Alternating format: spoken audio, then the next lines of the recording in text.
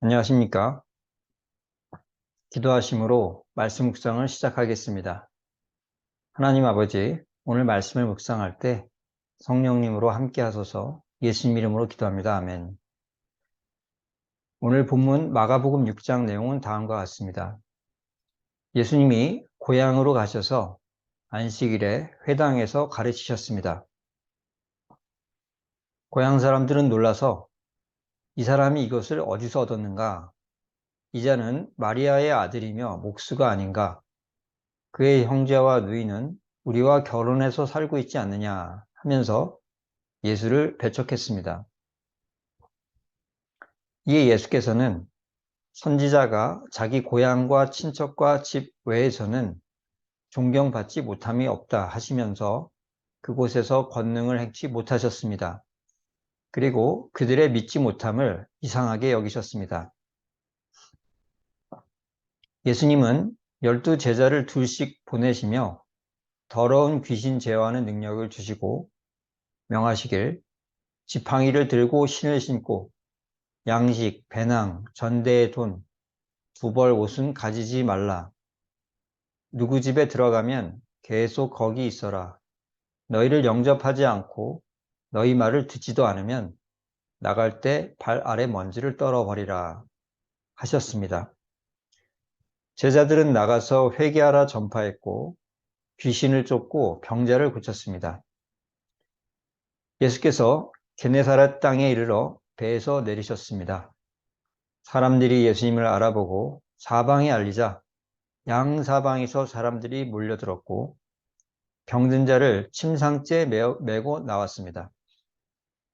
예수께서 들어가시는 마을에는 병자를 시장에 두었는데 그 병자는 예수님 옷자락에 손이라도 댈 수 있도록 간구했고 손을 댔던 자는 다 나음을 받았습니다. 본문에 대해 세 가지를 묵상하겠습니다. 첫 번째, 본문에서 무엇을 볼 수가 있습니까? 고향 사람들이 믿지 않음을 이상히 여기셨습니다. 자신의 고향에 가신 예수님은 그들이 믿지 않자 병자를 고칠 수가 없었습니다. 왜 이상하게 여기셨습니까? 그들이 편견에 사로잡혀 있었기 때문입니다. 나사렛 사람들은 예수님에 대한 소문도 듣고 예수님의 탁월한 말씀 해석을 직접 듣고 크게 놀라기까지 했습니다. 그럼에도 불구하고 지난 30년간 자신들이 보아온 인간 예수의 모습만 보았습니다. 곧 그들은 예수님이 지난 세월 그 마을에서 천한 목수일을 하셨다는 것, 예수님의 누이들이 자신들과 결혼한 것, 예수님의 남동생들이 자기 누이들과 결혼한 것만 보고 있습니다.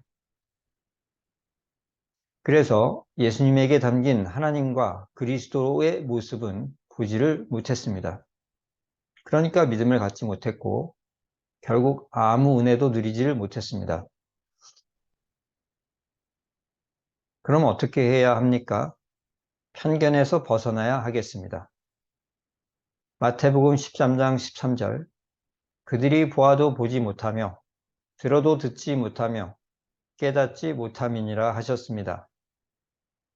만약 예수님의 고향 사람들이 내가 혹시 잘못 보는 것이 아닌가 하면서 자신의 생각을 한 번만이라도 의심했다면 그 편견에서 벗어날 수가 있었을 것입니다.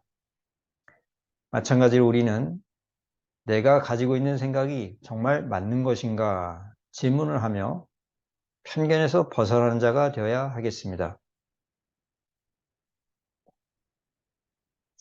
두 번째 부문에서 무엇을 볼 수가 있습니까? 말씀을 전하는데 필요한 최소의 것만 가지라고 명하시고 있습니다. 말씀 전하는데 필요한 최소 것만 가지라. 왜 이러시는 겁니까? 영적 부흥 다음에 육적인 풍성 주시는 이 순서를 지키시기 위함입니다. 영적 부흥 다음 육적 풍성이다. 구약에서 하나님은 레위인에게 농사 지을 땅을 주지 않았습니다. 그래서 예배와 말씀의 자리로 백성들이 많이 나와야지만 레위인이 먹고 살 수 있게 하셨습니다. 곧 말씀의 부흥, 영적 부흥이 있어야 레위인들이 먹을 수 있게 하셨습니다. 제자들도 양식을 들고 다니지 못하게 하심으로 복음을 듣고 믿어서 마음 움직이는 자들이 많이 있어야지 제자들이 먹을 수 있도록 하셨습니다. 그럼 우리가 어떻게 해야 합니까? 먼저 영적 부흥을 일으켜야 하겠습니다. 말씀으로 부흥이 일어나는 곳에는 수많은 사람들이 영혼 구원을 얻습니다. 그 다음에는 그곳에 속한 자들에게 먹을 것이 주어지고 더 나아가 육적인 풍요에까지 이르게 됩니다. 말씀을 들으러 나온 5천 명에게 말씀이 주어지고 그 다음에 오병이어의 기적이 있었듯 말씀의 부흥, 영적 부흥에는 적인 풍요가 딸려서 오게 됩니다.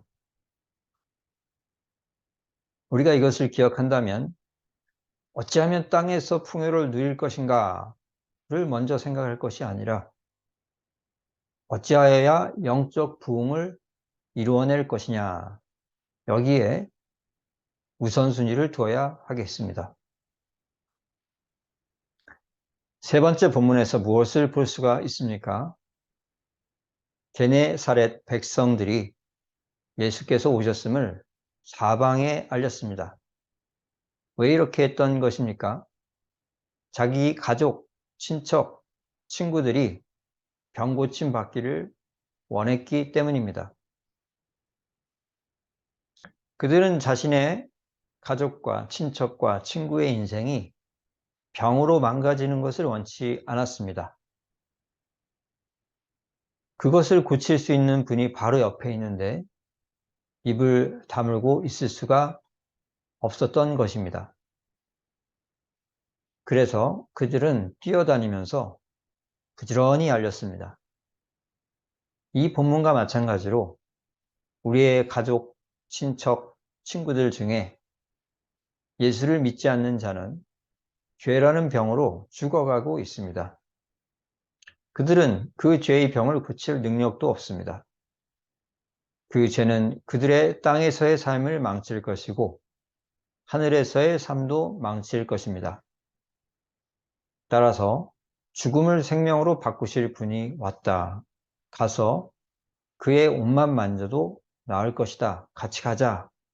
이렇게 알리는 것이 성도들의 마땅한 태도입니다. 그럼 우리가 어찌해야 합니까? 우리의 임무를 늘 마음에 품고 살아야 하겠습니다. 누가복음 2장 10절에서 11절 내가 온 백성에게 미칠 큰 기쁨의 좋은 소식을 너희에게 전하노라.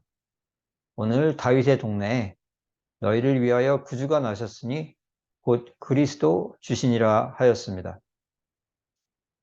우리에게 사랑하는 자가 있는데 만약 그가 예수를 믿지 않는다면 그에게 예수님 알려야만 하는 자는 다른 사람이 아니라 바로 나이라는 것을 명심해야 하겠습니다. 말씀을 정리합니다. 첫째로 우리가 편견에서 벗어날 필요가 있습니다. 둘째로 먼저 영적 부흥을 일으켜야 하겠습니다. 셋째로 우리의 임무 늘 마음에 품고 살아야 하겠습니다. 오늘 말씀에 순종하는 우리 모두가 되기를 축원합니다. 기도하시겠습니다. 하나님 아버지, 말씀 묵상에 함께 해주셔 감사합니다. 우리가 오늘 묵상한 말씀에 순종할 수 있도록 성령으로 인도하소서. 예수님 이름으로 기도합니다. 아멘. 감사합니다.